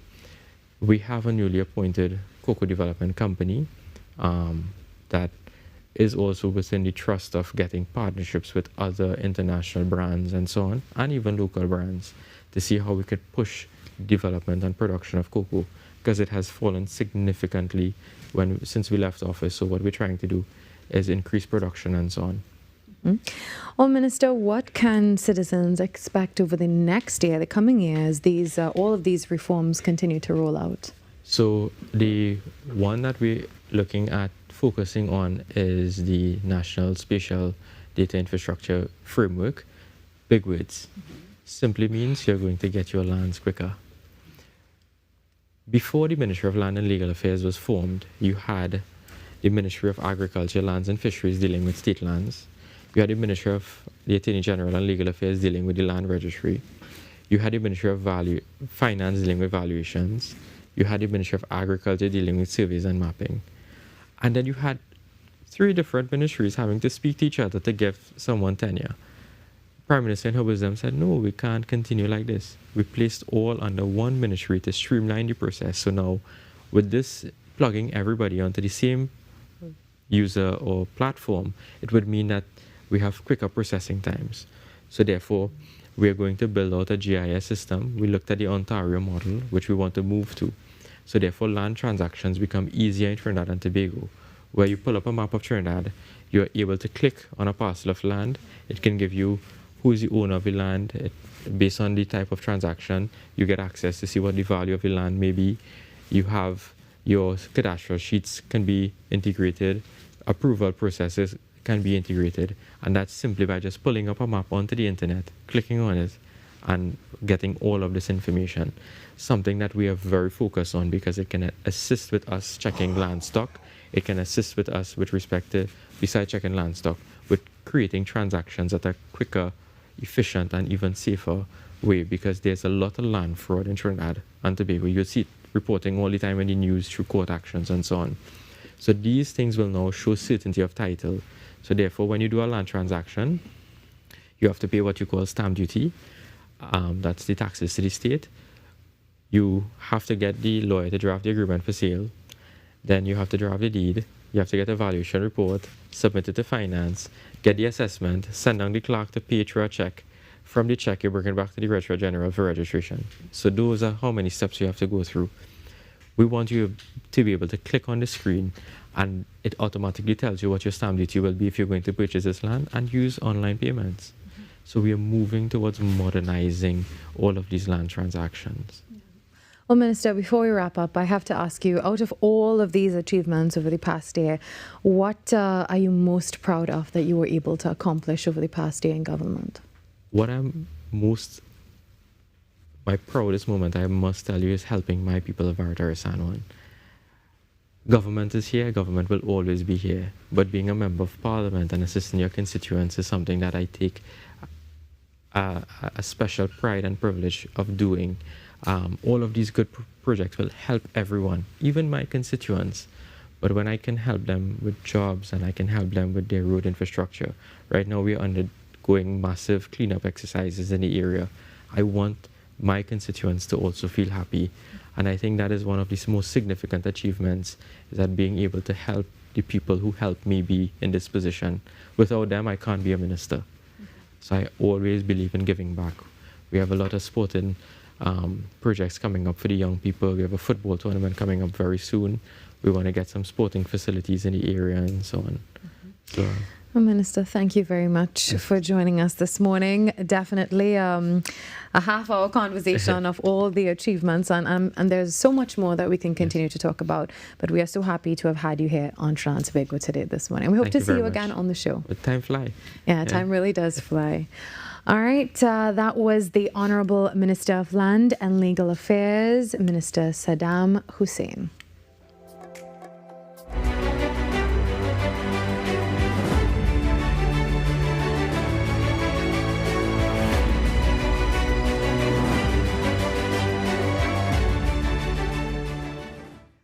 Well, the Maracas Valley is laden with sights and features to satisfy the appetite of those hungry for adventure. Arguably, one of the most popular hikes in Trinidad is that to the Maracas waterfall, but hidden off the main trail is another dazzling gem known as the Balata Falls. This one is ripe for the picking on this installment of Right Here.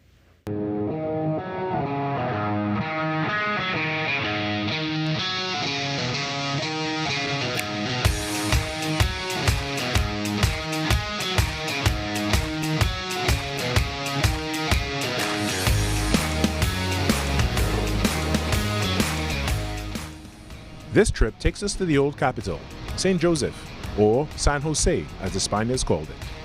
Historically, much settlement was done along the banks of the St. Joseph River, as is still evident today, following the Maracas Royal Road deep into the Maracas Valley.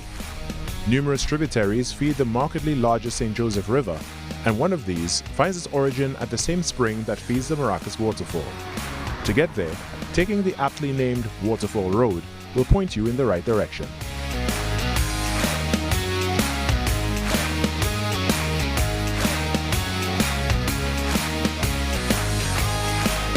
Ditching the vehicle in the quiet community close to the base of the mount, the journey continues on foot.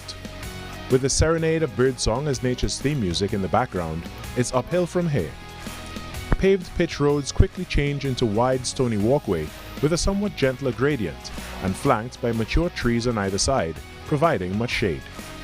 A cool breeze is a staple feature of the area that both agitates the shrubbery and sways the lofty treetops as it swirls through the valley. Soon enough, you are met by an unmanned guard booth and the park that follows.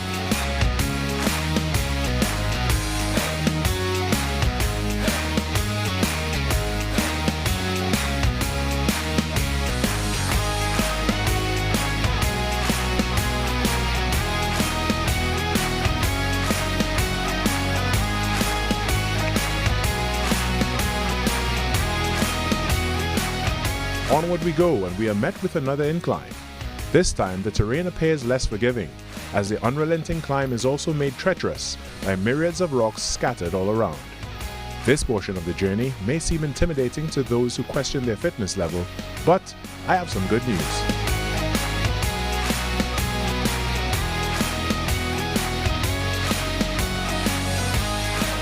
So far we've been going along the regular route that takes us toward Maracas Waterfall, but here, just on the right, is an inconspicuous path that will lead down to Balata Falls. I'm hearing the waterfall already, so let's make our way this way, and it should be about 5 minutes.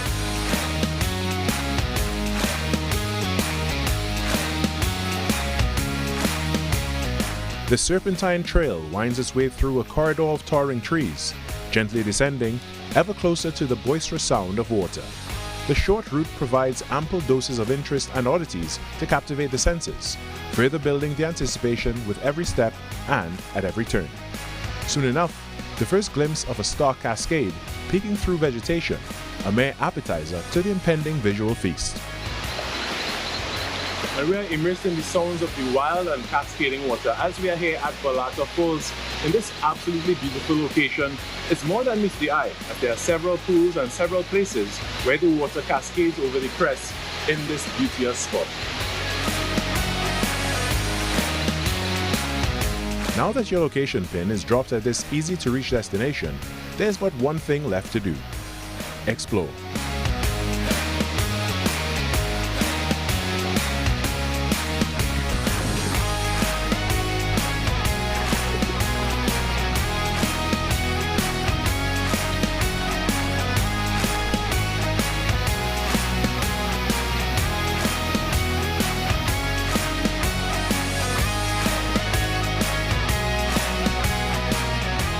Contrary to the name, there wasn't a single balata in sight.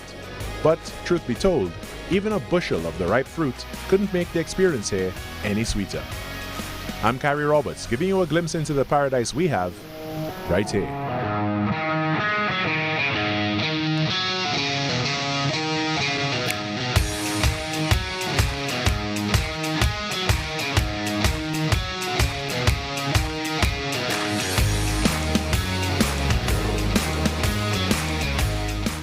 This segment was brought to you by Caribbean Glass Specialists Limited, with over 65 years in business, delivering superior quality aluminium windows, doors and shower enclosures, along with complete glass and aluminium solutions for residential and commercial spaces, with supply and installation across Trinidad and Tobago and exports throughout the region. Craftsmanship you can trust. That's a treat for you.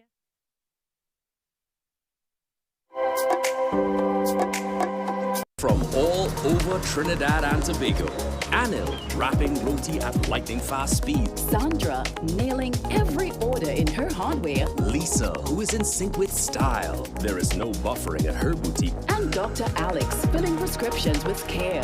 They're all part of the 5,000-strong businesses connected and growing with reliable, high-speed service from Amplia. Now it's your turn. Because with Amplia, you're in good company. Amplia Business. Attention viewers in Trinidad and Tobago. The Truth of God now airs on the TTT network every Sunday morning at 7 a.m. You won't want to miss the dynamic preaching and teaching of Pastor Jennings as he speaks from God's Holy Bible. Believe what God says. The Truth of God, every Sunday morning at 7 a.m. on Trinidad and Tobago television. You can also watch The Truth of God 24/7 at thetog.tv. Struggling with heart health or frequent migraines? Discover the simple steps to reclaim your energy and vitality. We're diving into a topic that affects about 422 million people around the world. Diabetes.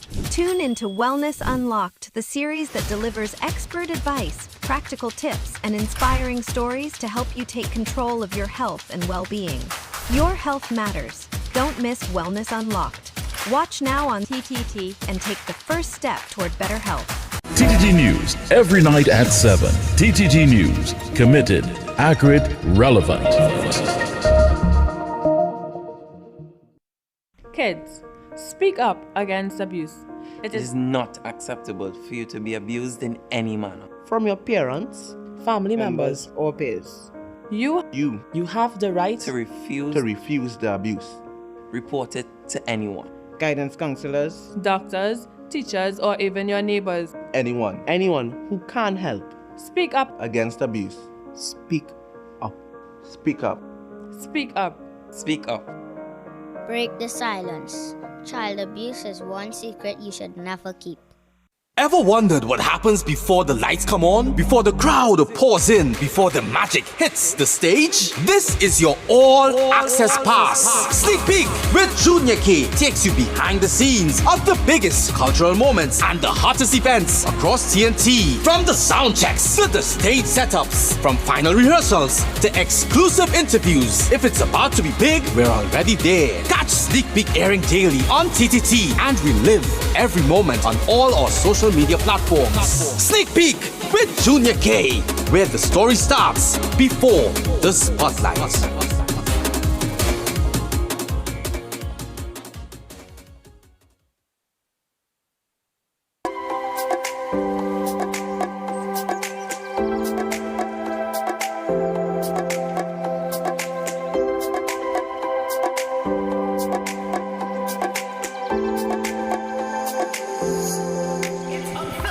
Unmatched. Unscripted. You're dressed for talk. This is The Link Up. With Talk City 91.1 FM. Well, it's time to take the conversation across now as we link up once again with our sister station, Talk City 91.1 FM. This is The Link Up, where we connect across platforms to engage in meaningful discussion and stay in tune with what's happening on our radio frequencies. So we're checking in now with the presenters to see how the shift is going and what's shaping the conversation on their end at this hour. Talk City 91.1 FM, good morning. Good morning to you, Virmala, and of course, good morning to your guests and the others that may be associated with bringing your program on a morning. Very informative indeed. I had a quick see or a quick look earlier, and I want to say, of course, dynamic Saddam Hussein, the Honorable Minister of Legal Affairs was there, and of course land and for the landless, and of course the expediting of his ministry's activities in terms of legalizing some of the land issues that have been outstanding for some time now. How have you been so far this morning? I've been good. We've had a really busy week, and of course we are continuing to look at the government's first year in office, so we're continuing to analyze and unpack all of that. Also, today is World Earth Day. Did you know that? It's Mother Earth Day. Yes. Mother Earth, yes, indeed.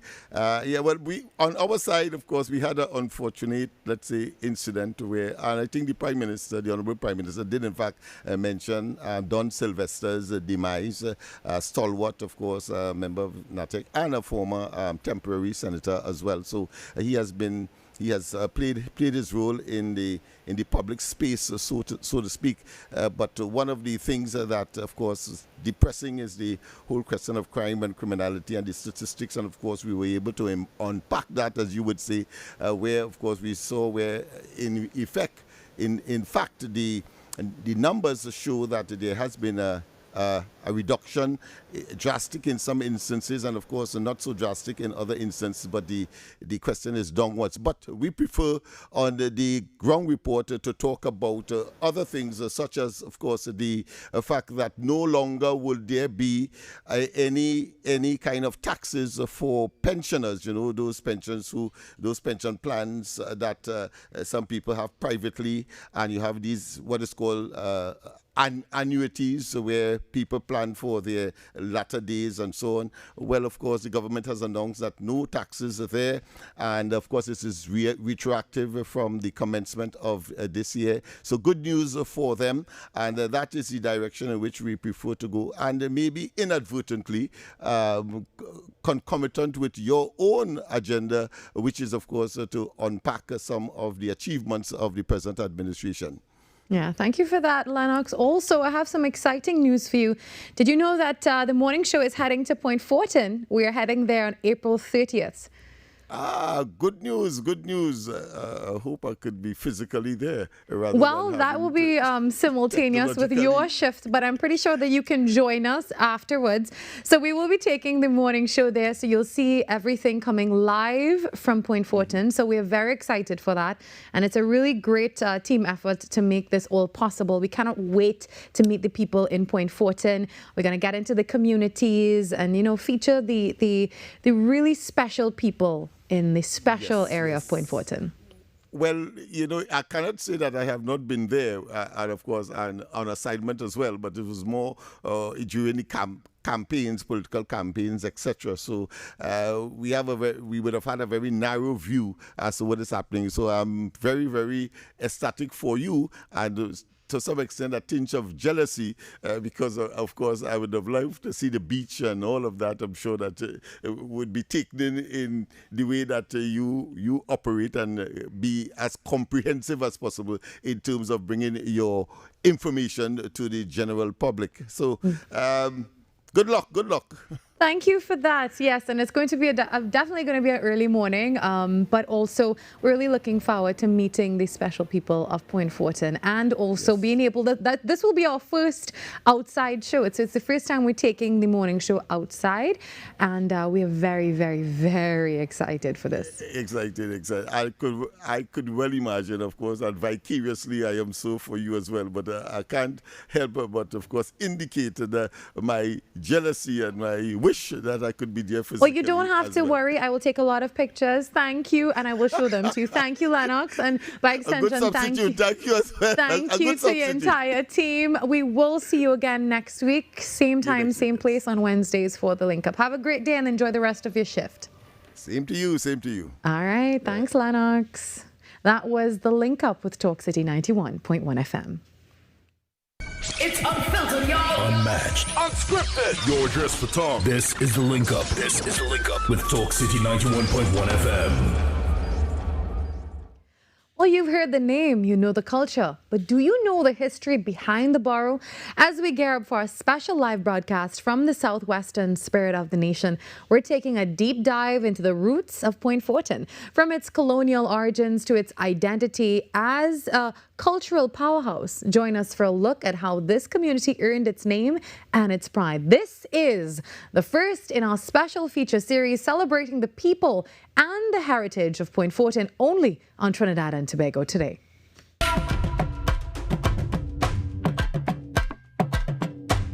Point Fortin. Chances are you heard the name before, but do you know where it came from? Well, let's take it back to 1783. Trinidad was still under Spanish rule. Spain wanted more people to settle on the island, so they created something called the Cedular Population, a policy that offered free land and tax exemptions to settlers willing to come to build a plantation economy. The only catch, they had to be Roman Catholic and pledge allegiance to Spain. No problem, they came in their numbers. A man known only as Fortin, his first name was never recorded, was one of the many. He was granted land in the southwest of the island. A portion of the land that Fortin was granted was called Punta del Guapo after the nearby Guapo River. It must have been really beautiful. Over time, languages blended, stories merged, and the name evolved. Punta became Point, at one time spelt ending with an E, and Fortin's name remained, pronounced by the locals as Forte, until the British came, changing that to Fortin. So that's why today we have Point Fortin, a name shaped by land, language, and the people who came to call it home. History lives in the places we pass every day, and right here in Point Fortin, the story continues. So take a moment, look a little closer, because there's always more to discover. down in the borough.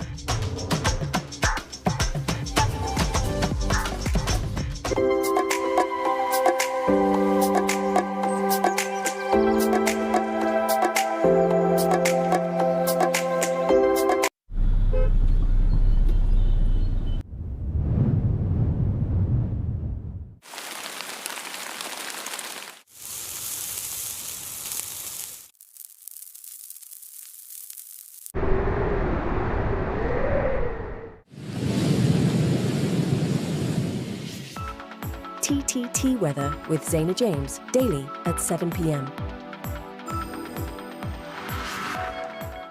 Every client deserves expertise, integrity, and guidance they can trust.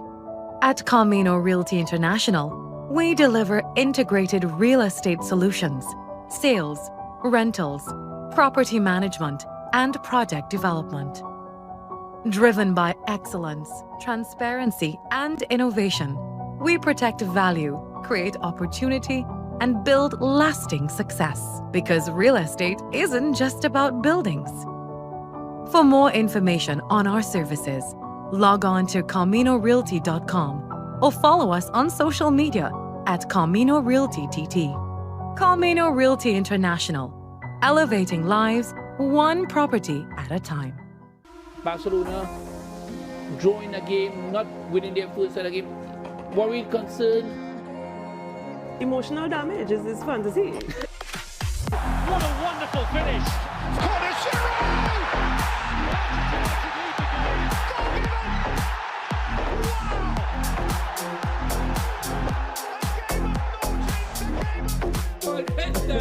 You see it?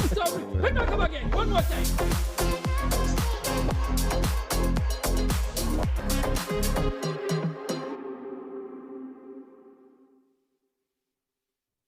Hi everyone, I'm Marissa Benin. Coming up, Jamaica, here we come. These women of vision are on a mission. Ride the waves and savor the flavor, otherwise known as spending quality time in Antigua and Barbuda. Fun times, plus the food that sets St. Kitts and Nevis apart, all available under one roof. Cue the entertainment and the food. It's Chinese Spring Festival time.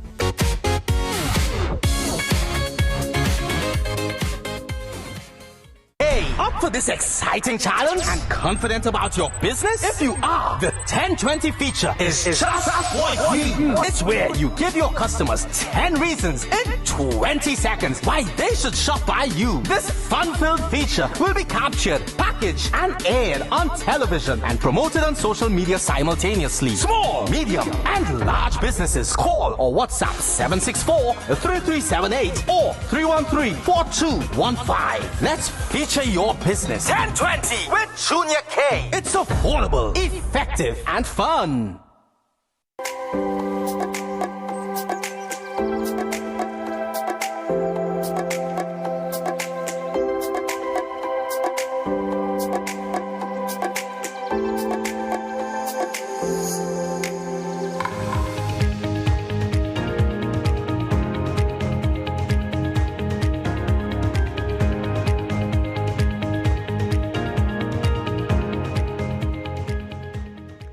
Well, you know, on Wednesdays, we are joined by the Camino Realty International team to discuss the world of real estate and to give you an insight into their services. Well, this morning, I'm happy to be joined once again by Rachel Ramnal, Managing Director. Good morning, Rachel. Good to have you back on the show. How are you this morning? Very good. How are you? I'm good. Last week, we had such an insightful conversation.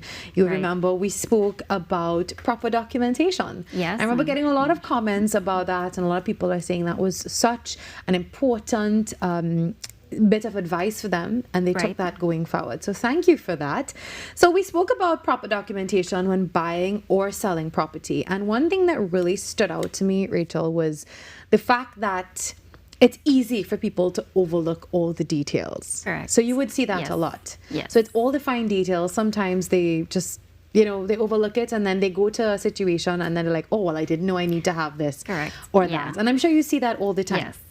So we have that conversation, but today we're building on that, because having documents is one thing, but you have to also verify ownership. Am I correct? Correct. And that's another thing. So let's talk about that, verifying ownership. Right. So last week I would have mentioned that, we ask for 2 documents to verify ownership, which are the deed and the IDs, because you want to make sure that, yes, the ID that you are receiving is in fact the ID for the person you are transacting business with. Yes.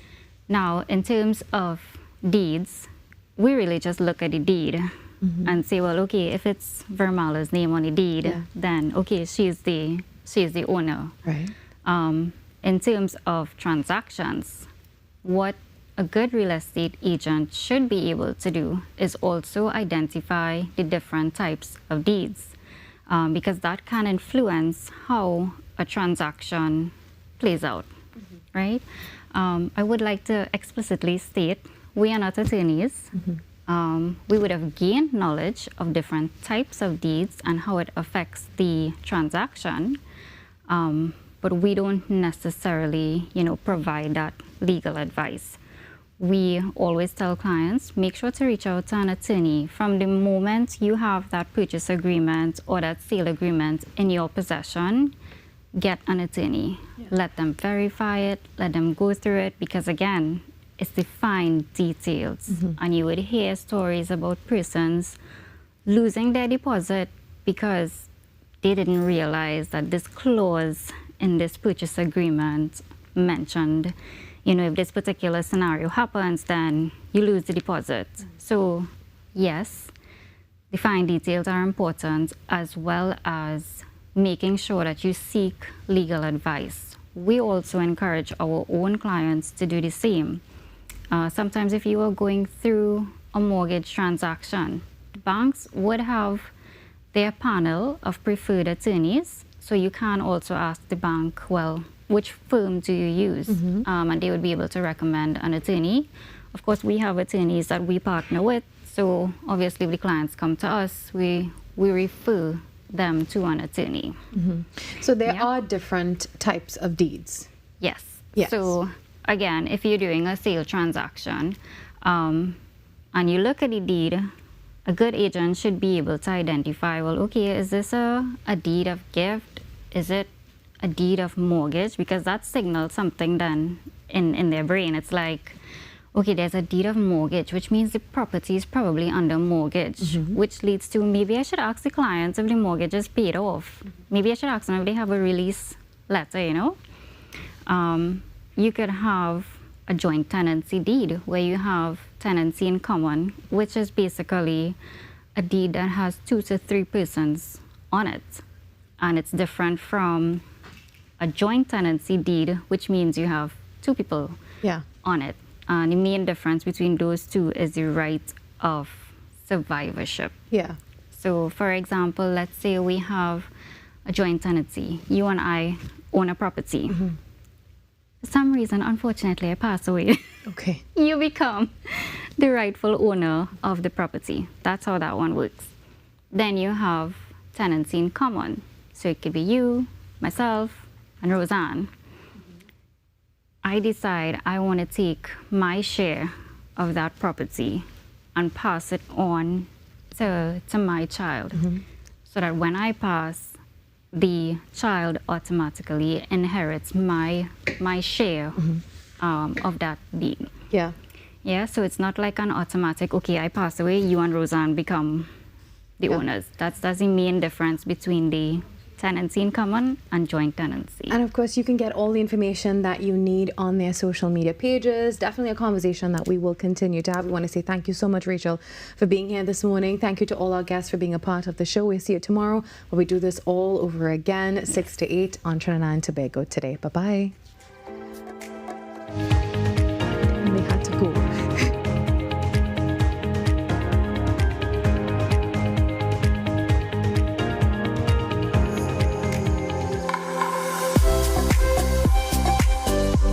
Every client deserves expertise, integrity, and guidance they can trust. At Camino Realty International, we deliver integrated real estate solutions, sales, rentals, property management, and project development. Driven by excellence, transparency, and innovation, we protect value, create opportunity, and build lasting success. Because real estate isn't just about buildings. For more information on our services, log on to CaminoRealty.com or follow us on social media at Camino Realty TT. Camino Realty International, elevating lives one property at a time. The plays that shake the arenas. The stories that move a nation. From football to cricket, track to tennis, every win, every rivalry, every headline. This is where Trinidad and Tobago come for sports. TTT Sports with Nasira Mohammed, daily at 7 p.m.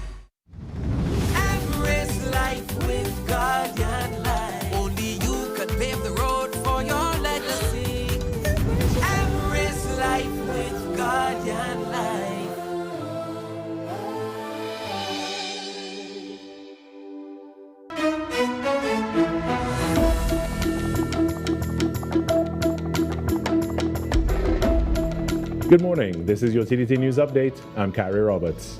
Making the news at this time.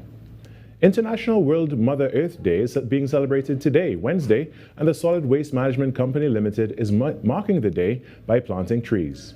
Acting Chief Executive Officer of the organization, Ria Ramdeen, explained what they will be doing today. They will be focusing on the Beetham landfill in a beautification drive. We have chosen the Beetham landfill because of the fact it's the most visible, most active landfill. It's the gateway to the city of Port of Spain. And, it's a beautification drive, and also the planting of trees will, prevent little things like soil degradation, assist with the air quality in the area. So we are actually looking forward to that initiative this morning. Ms. Ramdeen noted that apart from World Mother Earth Day and other international Green Day activities, SwimCall is working to educate the public about how they can help preserve the earth. We have recently even collaborated with the Couva Tabaki Talpara Regional Corporation in our anti-littering drive, working with the litter wardens to educate the public entering the landfills on the effects of indiscriminate dumping. So we are moving ahead in terms of our call to action. At SwimCall, we consider getting to green as our call to action. In more news, the Cocoa and Coffee Steering Committee was officially launched by the Ministry of Agriculture on Tuesday, with Agriculture Minister Ravi Raturam saying the initiative is intended to stem and reverse a decade of decline in the sector. The minister said the committee's role would go beyond discussion, focusing on rebuilding cocoa and coffee production, improving quality and unlocking economic value from farm to export market. Despite contributing less than 1% of national GDP, the cocoa sector occupies a disproportionate strategic position due to its export potential, premium market access, and strong linkages to rural livelihoods. These figures tell a clear story. We are high-value producers operating below our full capacity. This is precisely why the steering committee is being established. Deputy Chairman of the Cocoa Development Company of Trinidad and Tobago, Professor Pathmanathan Umaharan, said the launch of the committee marks a critical turning point for the sector, warning that decades of decline had severely weakened the industry. With the strides in the oil and gas sector over the years, the cocoa sector has largely become neglected. Our acreage under cocoa has declined from 90,000 hectares to a mere 3,500 hectares at present. Our cocoa production declined from 40,000 metric tons a century ago to about 400 to 500 metric tons now. So it's a precipitous decline. The establishment of the steering committee is therefore timely and necessary to rebuild the industry. In sport, the second round match of the West Indies Championship between the Leeward Islands Hurricanes and Trinidad and Tobago Red Force has been abandoned as a draw after umpires declared the pitch at the Sir Vivian Richards Stadium in Antigua dangerous to play on. Play was stopped in the first session of Day 3 when the surface began producing uneven and unpredictable bounce. Leeward Islands batsman Jeremiah Lewis was struck while at the crease and was taken to hospital for evaluation. He is reported to be in stable condition. Cricket West Indies says the pitch could not be safely repaired without creating an unfair advantage and was therefore ruled unfit. Both teams will receive points earned up to the point of abandonment. CWI has confirmed no further matches are scheduled at the venue until the championship final set for May 17th to 20th and says all necessary resources will be deployed to prepare a safe surface for that fixture. And that was your TDT News Update. I'm Carrie Roberts. From all of us here to you, have a great day.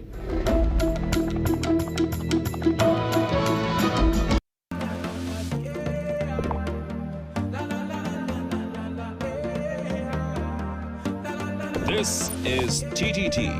Live for local. Danny's Funeral Home Limited and Crematorium. Death announcements. Following are today's death announcements.